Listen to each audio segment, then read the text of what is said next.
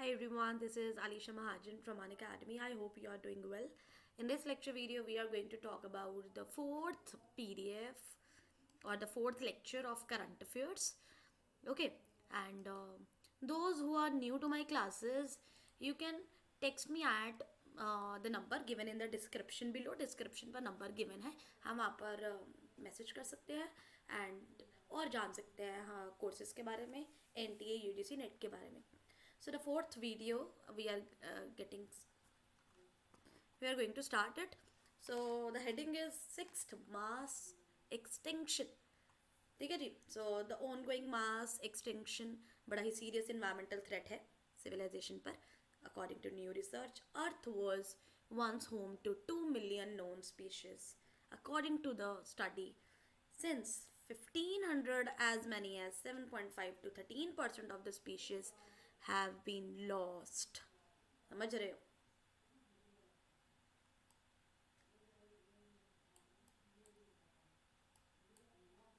So that number anywhere from 1,50,000 to 2,60,000 different species. मतलब इतना ज़्यादा species, 1.5 से 2 लाख different species जो हैं वो हम क्या कर चुके हैं, lost कर चुके हैं. What is mass extinction of species? इसका मतलब क्या है? Okay. प्रजातियों का सामूहिक विलोपन क्या है? बड़े पैमाने पर विलुप्त होने का अर्थ है विलुप्त होने की डिग्री में पर्याप्त वृद्धि या जब पृथ्वी से अधिक खो देती है. समझ लगा? सो मास एक्सटिंक्शन क्या है? Substantial increase in the degree of extinction और when earth losses more than क्या 3/4 ऑफ इट्स स्पीशीज. मतलब 4 क्वार्टर्स होते हैं, जब 3 क्वार्टर खो दिए 1 क्वार्टर ही रह गया इतने टाइम में, तो उसे हम क्या बोलते हैं? Mass extinction. Okay. So during so far in the entire history of Earth there have been 5 mass extinction. 5 mass extinction हम खो चुके हैं. रीज़न क्या है? लास्ट 450 मिलियन ईयर्स में डिस्ट्रक्शन हुई है. 70 to 95% of species of plants, animal, microorganism that existed earlier. These extinction were caused by catastrophic alteration. विनाशकारी परिवर्तन के कारण. मतलब हम जो इतना रिसर्चेज करते हैं, इतना पॉल्यूशन क्रिएट करते हैं, सबके कारण to the environment. Such as कैसे वॉल्केनिक इरप्शंस होते रहते हैं, वॉल्केनो फूटते हैं, ओशनिक ऑक्सीजन में ओशियन में ऑक्सीजन नहीं रहती जब, क्योंकि हम केमिकल्स वगैरह आते रहते हैं. कोलिजन विद एन एस्ट्रॉयड, कोई ऊपर से एस्ट्रॉयड का टूटने से हो जाता है. सो हर एक एक्सटिंक्शन से कहते जैसे ख़त्म हो जाते हैं ना, तो मिलियन साल लगते हैं इन स्पीशीज़ को दोबारा एग्जिस्ट होने के. मतलब बहुत बुरा हाल है. So what is sixth mass extinction? ये तो था 5 मास एक्सटिंक्शन जो हुए. सिक्स्थ मास एक्सटिंक्शन है जो अभी चल रहा है. इसे हम क्या बोलते हैं? 5 मास एक्सटिंक्शन पता लग गया, ये कैटास्ट्रॉफिक ऑल्ट्रेशन से हुआ. अब ये जो छठा मास एक्सटिंक्शन है वो किसके कारण है? Anthropocene extinction. मतलब हमारे कारण, ह्यूमन बीइंग के कारण जो एक्सटिंक्शन होता है, इसको सबसे सीरियस प्रॉब्लम कहा गया है. ठीक है जी. Why it is attributed to human. से ह्यूमन को क्यों कहा गया है? One of the reason that humanity is an unprecedented threat. ठीक है, अभूतपूर्व खतरा है. मतलब ह्यूमन को ह्यूमन बीइंग से ही अब खतरा है. समझ रहे हो ना? स्पीशीज को भी खतरा है ह्यूमन बीइंग से. हमारा ह्यूमन एंसेस्टर जब से डेवलप हुए हैं तो 11,000 मतलब साल पहले से हमने बहुत स्पीशीज़ को खोया है. ओके. सो 1 मिलियन से 7.7 बिलियन स्पीशीज़ को हम खो चुके हैं. So more than 400 vertebrate. अब वर्टिब्रेट्स क्या होता है, नॉन वर्टिब्रेट्स क्या होता है ना? We will talk about this in the environment series, theory series. ये एक्सटिंक्ट हो चुके हैं, है ना?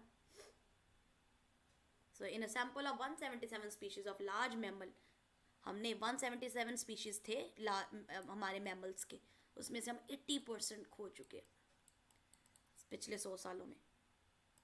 एंड 32% ऑफ ओवर 27,000 वर्टिब्रेट्स 27,000 है, वो अब डिक्लाइन हो रहे हैं. Many of the species currently endangered or on the brink of extinction are being decimated by legal and illegal wildlife trade. ये इस कारण भी है, हम कोई लीगल कोई इलीगल ट्रेड करते रहते हैं. ओके. पहले बड़े सारे ऐसे स्पीशीज भी थे जो सेफ थे, अब वो भी एंडेंजर्ड में आ गए हैं, जैसे चीता, लायन, जिराफ। सो कहते 20,000 लॉयन लेफ्ट हो गए हैं in the wild, less than 7,000 से कम चीता, 500 से 1,000 जियांट पांडास, सिर्फ 500 से 1,000 पांडास रह गए हैं, और 250 सुमंत्रन रीनोसोरस। ठीक है, सो सुमात्रन रीनोसोरस इतने रह गए हैं। So they can ask you about six mass extinction क्या होता है। कहते कौन से और वल्नरेबल रीजन्स है, वल्नरेबल मतलब संवेदनशील, जिस पर खतरा हो सकता है। और tropical regions have seen highest number of declining species. Tropical regions जो होते हैं in south and south east Asia, large bodied species of mammal have lost more than 4/5 of their historical range। 4/5 मतलब टोटल का, जैसे सिर्फ 1/5वां भाग हमारे पास है, 4/5 हम खो चुके हैं। 4/5 इसका क्या मतलब होता है, जैसे एक सर्कल है उसको 5 पार्ट्स में डिवाइड कर दो, 1 2 3 4, ये 5, ये 5 है ना, मतलब हमने ये भी खो दिया, ये भी खो दिया, ये भी खो दिया, ये भी खो दिया। समझ रहे हो, 5 पार्ट्स में डिवाइड करो, हमने 4 पार्ट्स खो दिए, 1 2 3 4, अब ये बस ये बचा 1/5। Okay, so as many as half of the animals that once shared our planet are no longer here। So it's a massive erosion of greatest biological diversity in history of earth बोला गया, बड़ा सारा erosion हुआ है। So बड़ा सारा इसने हमारे इकोसिस्टम को ख़राब किया है।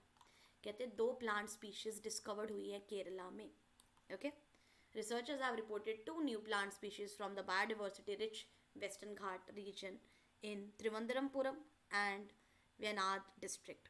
Okay, Wayanad district में they have been Churchland Fimbristis Sunili and Nenotis Prabhui। मतलब इनका नाम क्या है, इनका नाम क्या है हमारा, पौनमुड़ी पहाड़ियों त्रिवंतरमपुरम के गाज। ओके, वैनाड को बोला गया ना, ठीक है, ये इनके नेम है। सो ये आपको इसको ऐसे याद करना पड़ेगा, collected from the grassland of Ponmudi hills. अच्छा, इनका नाम ये देख लीजिए, फिम्ब्रिस्टिस सुनीली एंड नेनोटिस प्रभुई, नेनोटिस प्रभुई, फिम्ब्रिस्टिस सुनीली। ठीक है, collected from the grassland of Pomudi Hills, Trivandrampuram Fimbristis sunili has been named after the plant Toxonomis cn sunil। So ये सुनीली Fimbristis sunili टेक्सोनॉमिस थे, ठीक है जी, और उनके नाम पर रखा गया। It has been provisionally assessed at data deficient under the IUCN red list categories. इसमें मतलब हमारे पास अभी इतना नहीं है डेटा। और जो दूसरा नाम है Neanotis prabhui has been discovered in the Chembra peak grassland of Wayanad. It hails from the family of, किसकी फैमिली से हमें ये मिलता है, Rubiaceae, and grows on high altitude grassland. It has been categorise data deficient. Data deficient मतलब इनके बारे में और डेटा नहीं हमें मिला, बस इतना पता चला। सो 2 स्पीशीज आप ये याद कर सकते हैं। Next current affair is Siachen glacier. It is located in the eastern Karakoram range in Himalayas. It is second long, आपको पता है हमारा सियाचिन जो ग्लेशियर है second longest glacier in the world है नॉन पोलर एरियाज में। So immediately south of the great drainage divide the separate of यूस्ट्रियन plate of Indian subcontinent. सो ये तो अभी इसका मतलब हो गया सियाचिन ग्लेशियर है क्या। सो क्या ये क्यों आया है। In the significant statement army chief general MM, ठीक है जी, जो ये बंदे हैं जनरल MM नरवाने, उन्होंने बोला इंडिया इज़ नॉट अवर्स, मतलब इंडिया में कमी नहीं है, टू डेमिलिट, हमारे पास कमी नहीं है, to demilitarisation demilitarization of the Seychelles Glacier on the condition that Pakistan accept actual grand position line divide two countries position. The army chief said that militarization, okay, demilitarization, militarization was a result of an attempt by Pakistan to unilaterally changing the status quo in late 1984, forcing India to take countermeasure. ठीक है जी. So basically सियाचर glacier के बारे में ये हमारा political level पर भी current affair आ जाता है. So it's okay. अब नो नेट ज़ीरो बिल्डिंग क्या है वो देख लेते हैं. ये net zero energy building one of is one that relies on renewable sources to produce as much energy as it uses. कि हम क्या करें, renewable resources से energy produce करें. ठीक है जी. So homes and other structure that create almost much energy as they use are sometimes called near zero energy. मतलब आप खुद ही home और buildings अपनी जब energy produce करते हैं तो उसे near zero energy कहते हैं. Buildings. It is possible for a building to produce an energy surplus sending excess back to the electricity grid. कहते हैं ऐसा भी हो सकता है कि एक बिल्डिंग जितनी ज़रूरत है उससे ज़्यादा प्रोड्यूस करे फिर वो इलेक्ट्रिसिटी ग्रिड को बेच सकता है. Okay. So for example in cold climate, south facing building with large expansion of windows on the outside can produce heat through passive solar gain. On the cold north side of the building smaller window angle use हो सकता है. So basically आप क्या कर सकते हैं, जो heat आपको ज़्यादा प्रोड्यूस होती है उसे आप दे सकते हैं इलेक्ट्रिकल ग्रिड को. ठीक है जी. सो आप बेसिकली आपसे मीनिंग पूछा जा सकता है इसका क्या है. Next is eastern swamp dear. Next current affair. The population of vulnerable eastern swamp dear extinct elsewhere in South Asia has dipped in the Kaziranga national park and tiger reserve. ठीक है जी. कमज़ोर पूर्वी दलदली हिरनों की आबादी जो दक्षिण एशिया में कहीं और विलुप्त हो चुकी है में डूबी हुई है काजीरंगा राष्ट्रीय उद्यान और tiger reserve. Official attributed the decrease from, मतलब ईस्ट स्वैम्प डियर डिक्रीज हो गया 907 थे 2018 में और 868 हो गए जनवरी 10 में and 11 to high flood in 2019 and 2020. okay 11 to 2 हो गए, मतलब इतने स्वैम्प डियर मतलब बचे ही नहीं है, you can say that.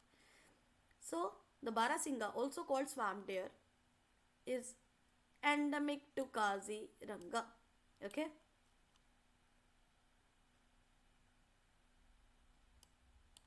Eastern swamp deer were once concentrated in the central Kohora, मतलब अब यहाँ पर ही है, काजीरंगा में ही है. Central Kohora and Bagori ranges of Kaziranga. अब इनका स्टेटस क्या है, वल्नरेबल. वल्नरेबल है, वल्नरेबल के बाद एंडेंजर्ड आता है, फिर एक्सटिंक्ट, है ना, मतलब खो जाएंगे स्वैम्प डियर्स भी. State animal of Madhya Pradesh, ये किसका है, यूपी और मध्य प्रदेश का स्टेट एनिमल है. इसकी रेंज क्या है, central and northern India and southern Nepal. India में Assam, Jamuna river, Ganges river, Brahmaputra river, Madhya Pradesh, UP, Arunachal Pradesh, इनमें ये पाया जाता है eastern swamp deer. So basically they are trying to say कि जो ये 868 क्यों हुए, क्योंकि जनवरी 10 और 11 में 2 हाई फ्लड्स आई थी, फिर 2 हाई फ्लड्स आई थी 2019 और 20 में भी. उसके कारण ये जो हमारा इसका रेंज है वो कम हो चुका है. सो कम है, अभी ये नहीं बोला गया कि बहुत कम हो चुकी है, 2 हाई फ्लड्स आने के कारण ये हुआ है. So basically we can say that 868 हमारे पास स्वैम्प डियर्स हैं, उनको हमने बचा कर रखना है. They are vulnerable. वल्नरेबल के बाद एंडेंजर्ड हो जाएंगे, एंडेंजर्ड के बाद एक्सटिंक्ट अगर हमने बचा कर नहीं रखा तो. Last current affair of this particular PDF, Indian renewable energy development agency limited.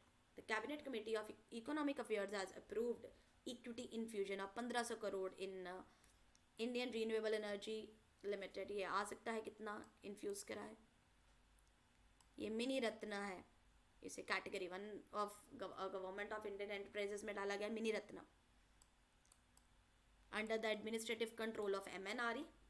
ये पब्लिक लिमिटेड गवर्नमेंट कंपनी है as a non banking financial institution थी 1987 में, जिसका काम क्या था, फाइनेंशियल असिस्टेंट देना, मतलब हेल्प करना नए नए रीन्यूएबल एनर्जी सोर्सेज को प्रोड्यूस करने के लिए।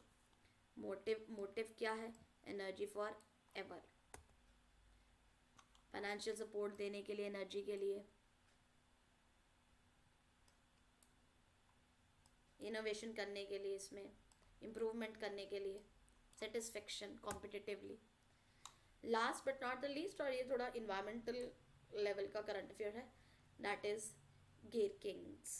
India has emerged as largest exporter of gherkins. अब ये गेर किंग्स है क्या, ये पिकलिंग कुकुम्बर है, इसे अचार खीरा भी कहा जाता है। ओके, सो गेर किंग्स है क्या, सो कल्टीवेशन इसकी होती है, प्रोसेसिंग एक्सपोर्ट इंडिया में इंडिया एक्सपोर्ट करता है 1990 से कर्नाटका में, और फिर उन्होंने इसे तमिलनाडु, आंध्र प्रदेश और तेलंगाना में भी, तेलंगाना से भी एक्सपोर्ट करना स्टार्ट किया। So nearly 15% of production of world gherkins requirement is grown in India. So production इसकी 15% बढ़ गई है। So thank you so much for listening, for your patience. I know थोड़ा सा बोरिंग रह जाता है करंट अफेयर्स, बट पढ़ना तो है। ये जनवरी का है, पूरे महीने का मैं आपको डिटेल में करवा रही हूँ। ये जनवरी का 4th PDF है। एक बार आप छोटा छोटा भी पॉइंट लिख लेंगे ना, तो आपके लिए बहुत बेनिफिशियल होगा। Thank you so much. Take care. See you in the next class in the 5th video of January current affairs. Bye bye. See you. Thank you so much.